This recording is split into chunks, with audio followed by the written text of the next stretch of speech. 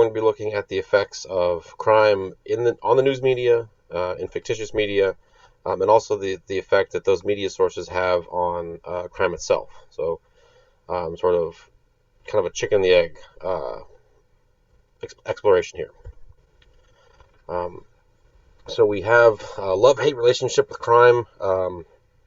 It's not just the United States in terms of this, in terms of wanting to see these things vicariously online or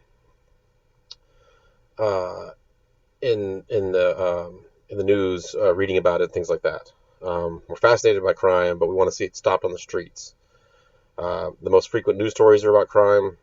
It's a major part in a lot of television shows, a lot of movies, novels, really stories as far back as the Canterbury Tales, or if you want to go back into oral passage of history in Greece or in areas in the Middle East and Africa.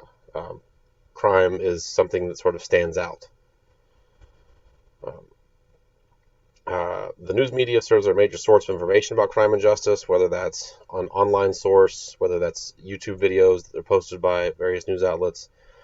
A lot of people today, though, get what they call news from sources that are not very credible. And please see the video about InfoWars and Alex Jones this week for some examples of non-credible news sources. So because of this, because of the way that the media itself, even legitimate sources, are covering things in a sort of more haphazard manner, there's a line blurring between nonfiction and fiction. So the media plays a complex role in society. They play a role in what we see. They play a role in how they frame what we see.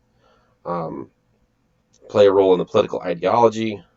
Play a role in the criminal justice case outcomes by potentially influencing people's opinions, causing cases to be moved from one jurisdiction to another. Play a role in criminal justice policies and practices. As we've seen laws pop up. Some of the laws that are being created right now are good and should be instituted. They probably should be reviewed a little more than they are being reviewed. Typically, when someone's name is attached to a law, it usually means that the law was written in haste, and sometimes you can have unforeseen consequences come up with the implementation of those laws that are not as thoroughly planned out and framed as they might have been in the absence of a lot of public media attention. So the crime stories go back to the first printing press, as we see the first accounts, stories come out about high-profile events, and then later into stories, into fictitious tales. As we see newspapers develop, maybe that's a weekly newspaper or a monthly newspaper. Those stories start to show up a lot. As we see daily newspapers start in the 1800s, crime is just filling most of the stories. It's something that's happening every day. We move into the early parts of the 1900s, even the late 1800s. You start to see things like newspaper writers' rooms in courthouses, so that they can get the stories and then write the stuff down, and then call into the news station, call in their story, have dedicated room there, so they don't have to be going back and forth all the time. We also see the sort of sensationalism start to happen there, where people are competing for selling newspapers. The same thing we have now. It's just clicks and ad space. As we see the more daily newspapers are the norms. Now we see weekly magazines come out. Those types of things happen as well, where those are just being filled with those crime stories because they're going to be there. They're going to happen. As new technologies develop, we also see the proliferation of the crime stories into those outlets. The radio had a lot of instant reporting of crimes that took place, high-profile trials, so people could have the verdicts very quickly. But we also see the sort of the dramas that develop. The old Batman, The Shadow, Dick Tracy. very heavily focused on crime during those times. The same thing happens with television. The news on television covers the crime stories. Those are popular stories. We already knew the popularity of crime-related dramas from the radio days, so we see those types of stories develop in television. Um, we see about 10% of national news stories and 20% of all local news stories are on crime by the late 1990s. Um, we see the development of these sort of reality-based things, the courtroom shows, People's Court, Judge Judy, Cops, Live PD, things like that. Um, we see a large increase. So the media, once um, really any business sees the popularity of a particular aspect, so whatever other products a company might be making, if they have a hit, they're going to focus on that. So in June of 1993, we see the O.J. Simpson car chase on television. Then that next year, we see a massive increase in coverage about crime-related stories because we have the trial being broadcast across the country. It's very enthralling for the people to watch this. I remember, I don't know why. I guess the teachers wanted to see the verdict, but I remember them showing the verdict of the O.J. Simpson case the next year when I was in third grade. You know, what third grade class it should be watching a murder verdict on television? That's people were so captivated by it that it was all that was on television. It actually the chase itself, when that happened, bumped off the NBA finals and the NHL finals were going on at the same time, and they had the main television feed was for the car chase. They actually did a ESPN documentary about that day. So the nature of the news coverage, what it focuses on, they focus on rare types of offenses. Murder is the most common. Typically, before the pandemic and the protest movement started, the news was led every night either by a thunderstorm or someone got murdered. That was what the news showed. Um, they also focus on rare types of those offending, so predatory, hyperviolent, stranger danger types of offenses. Less focus on domestic violence, murders, things like that are much more common. So because of this, it has the media creates this unrealistic perception of how crime occurs, what types of crime occurs, why it occurs, and so people have a misrepresentation of that. And it's not even just the fictitious stories like the television programs, but it's also uh, um, the the stories that the media, the news media covers themselves. You know, they look for those sexy things, those salacious details, and that's the things that they run with. They also focus on particular types of offenders, particular types of victims. Look at that breakdown a little bit more, but also particularly detrimental to non-white citizens, particularly African American defendants, have been portrayed in the media as a sort of a clear bad guy, and that's contributed to some of the issues we have right now with um, the way that a lot of people in the country don't feel like they're being treated as equals. Also, with regards to the pandemic, there was a lot of discussion early in the development of the situation when people were sort of on the fence about whether or not they should be wearing masks. You should be wearing masks if you go into public, um, because it's a different thing for a non-white American to walk into a store with a mask on. That can have that has a different effect on the people in the store because of a lot of things we've talked about here. Now I'm gonna edit in a picture here I want you to look at, and it's a depiction of O.J. Simpson when he was arrested, and it's um, you'll see one magazine shows the undoctored image, and another magazine darkened the image. So I'm going to put that up in the video right now.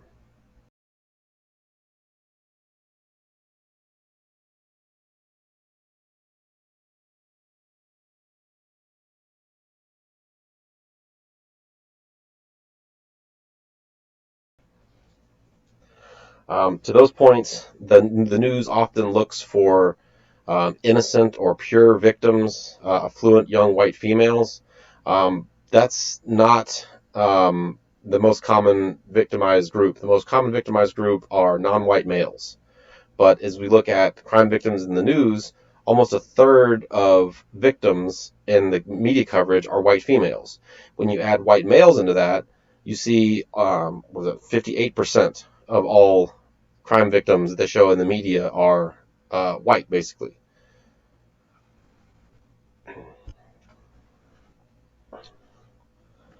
Um, so again, what the media is looking for, things that are out of the ordinary, have a good versus evil quality, a dramatic component. If somebody's sleeping around on someone, that just makes it all the more better. That's what turns a 1 hour special on Dateline into a 2 hour special on Dateline. They need to get these clicks, the new things to sell ad space, boost ratings. They're quick and easy to put together because the police put out a lot of information about the crimes that take place into the public record, so it makes it easy to report on those things. They also try to create relationships with criminal justice officials. They can get sources, they can get information. An example of this was in the Olympic Park bombing of 1996. The Atlanta Journal was very quick to demonize Richard Jewell, because they were afraid if they weren't the first person to report on a potential suspect, then they would look like idiots, because they're the hometown paper. In actuality, they reported too early, ruined a man's life, drove him to an early grave, and were never meant to pay anything for it. They were never even made to apologize for it. But because they were worried about their livelihood, their ad space, they leaned on some relationships between their reporters and individuals in the investigation. There's differential stories about whether or not the reporter was sleeping with an FBI agent or what happened. The point is, they got incomplete information and they printed it as facts. The impact that the media has is always not is always clear and direct, as the Richard Jewell situation. Um, Sometimes it's more of a sort of a feedback response between the people and they're watching and the news that is being created. Um, so the press doesn't tell us what to think about, doesn't tell us what to think, but it does tell us what to think about. So the types of stories that they cover, are they covering um, the efforts of protesters, or are they trying to show, like on Fox News, doctored images of protesters in Seattle? Are we talking about why people are protesting in Lafayette Park in Washington, D.C.? Or are they talking about the president's effort to save monuments? Again, the there's different arguments to be made about protecting monuments by like Andrew Jackson or Theodore Roosevelt. I mean, Andrew Jackson was kind of an asshole, and he kind of put Georgia at the front of that with basically running all of the native Cherokees, Native Americans and the Cherokee Nation out of Georgia. Um, but the stuff for the Confederacy, like why are we building monuments to failure? That it doesn't make any sense. Um, anyway, but how the media covers those stories can shape people's opinions. Also, just that they're covering them. Um, Sometimes they can make issues out of something that weren't anything. Sometimes that can be good. Sometimes that can be bad. For example, in the Ahmaud Arbery case, um, no one heard about that case for 2 months. And then a video comes out, and then everyone has a reaction to it. So that's part of the media's relationship and their role in this issue, in this aspect of society, is to um, put things out there. And it's best when they can report things and not have opinionated um, anchors or opinionated producers, and let people decide for themselves. And again, if you see a news story that you like, I would encourage you to seek that same news story out from several different outlets, and then see what types of things different outlets focus on. So don't just watch CNN, or don't just watch Fox News, or don't just watch MSNBC. Don't watch ONA. Don't watch that. Don't watch InfoWars. But when you're talking about real, and I struggle to call Fox News a real media source after, again, their doctored photos and some of the things that they've done and said over the last 4 years. But I would encourage you to seek out the same story on multiple sources, and then you can sort of see the different view that some of these things put on that.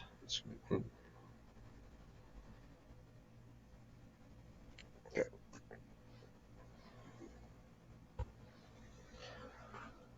So now we're going to move into some of the fictitious portrayals and some of the effects that that has. After I, should I put a piece of tape over this? I'm not sponsored. Okay. So some of the potential issues that can come up: glorifying crime in the eyes of the public, encouraging disrespect for criminal justice authorities, desensitizing citizens to crime, encouraging copycat acts, generating fear of victimization, fuel harsh crime-related ideology. Some of these things are more impactful than others, and they're very situationally specific. So someone that already has a very stern belief of the way the criminal justice system should operate, that then watches a lot of movies that focus on that, is going to fuel their own harsh crime-related ideology. It's not necessarily going to happen at a society level.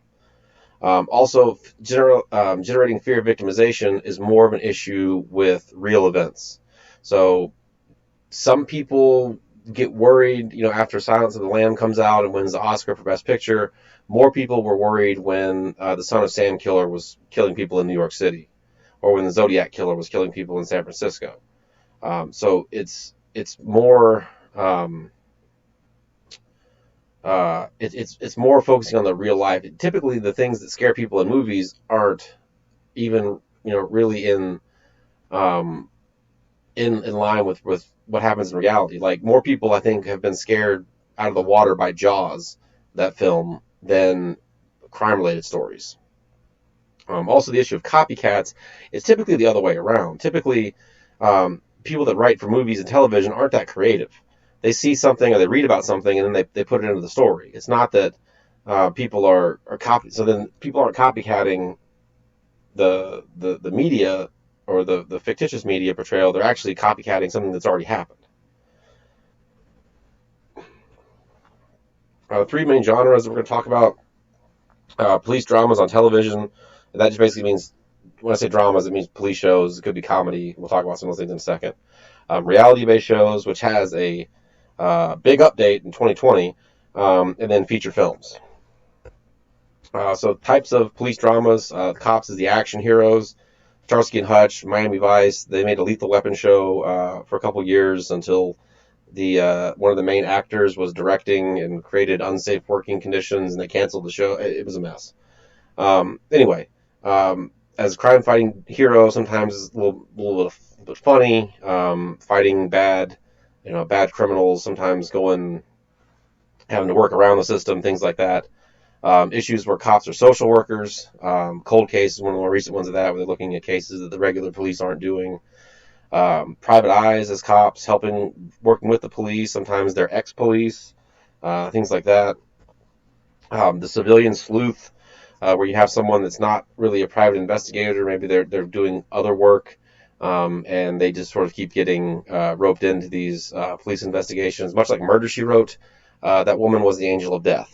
Every time she came to town, somebody died. She had to have been the killer. We also have some sitcoms: Reno 911, Brooklyn Nine-Nine, again showing a lighter view of police. And then soap opera shows, where it focuses more on the life of the police officers. It shows their job, but also shows their life and some of the things that impact them during their jobs. Some of the themes of these dramas: vigilante police, where they have to go around the courts, go around the rules, get done what needs to be done. A lot of these things highlight the moral complexity of a police officer. again, nothing's black and white. There's always shades of gray in these things. A dirty cop can be good, like in The Shield. Sometimes they have to work with criminals. In the case of Starsky and Hutch, they worked with Huggy Bear, who was a pimp, probably associated with drug dealings and things like that. But he worked with the police. A lot of times now, they're basically just they're showing you what's happening and they're letting you form your own opinion. They're not telling you that the police is the good guy. Root for the police. You can pick your side. There was a film that came out a few years ago called Den of Thieves. It was filmed in Atlanta, but it was set in Los Angeles, where you're basically following a bank robbing crew, but you're also following the police, and they're going up against one another, and they're both using pretty shady tactics. Um, so again, sort of letting you form your own opinion. Reality-based shows have been very popular, and the court ones are still very popular. The police ones, though, are have highlighted a bunch of have have had a bunch of the issues highlighted with the shows, like uh, disproportionately showing minority perpetrators, painting cops in always the positive light. The perpetrators are always framed as dangerous, unremorseful, one-sided portrayal of the crime problem. And for a long time, enough people wanted to see that. Cops was very cheap to produce. They would show reruns, be very popular. But in light of the recent events and how we view encounters with the police, the show has been canceled. So it was on the air for over 30 years. I believe it started in the 1980s. Um, and it's been canceled because of um, a lot of those issues and the way that it's not fair to the people that were shown on the show. It's not fair that they were put under a spotlight like that. I mean, they're out in public doing those offenses, so it's legal to film them. But in terms of the effect that it might have on their potential court cases and things like that, um, it's not playing by the rules. And a similar thing that I've seen in recent time. The first time place I saw this was in Washington D.C. The police officers in Washington D.C. This was, I want to say, 2016.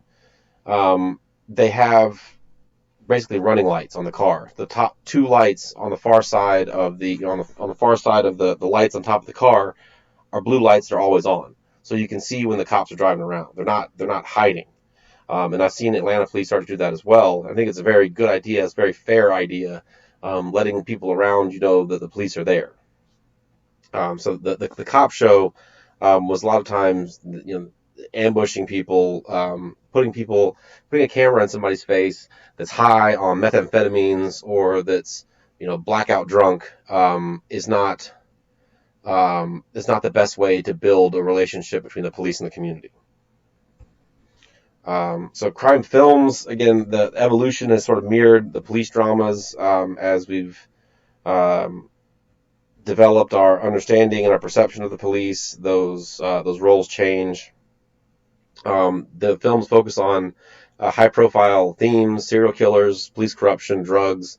As we see, so like the FBI developed their behavioral science unit in the early 1980s, late 1970s, and then we start seeing those serial killer movies come out in the 1980s.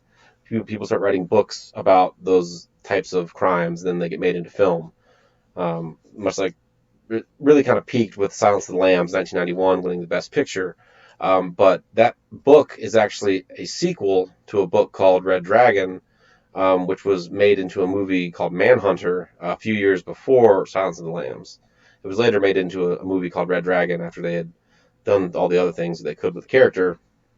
But again, it as the reality and our understanding of crime and the two types of crime sort of pop up, then we see that show up in the films. We see excessive body counts. Arnold Schwarzenegger has killed over 500 people in his. I'm going to link that video in the to-do list.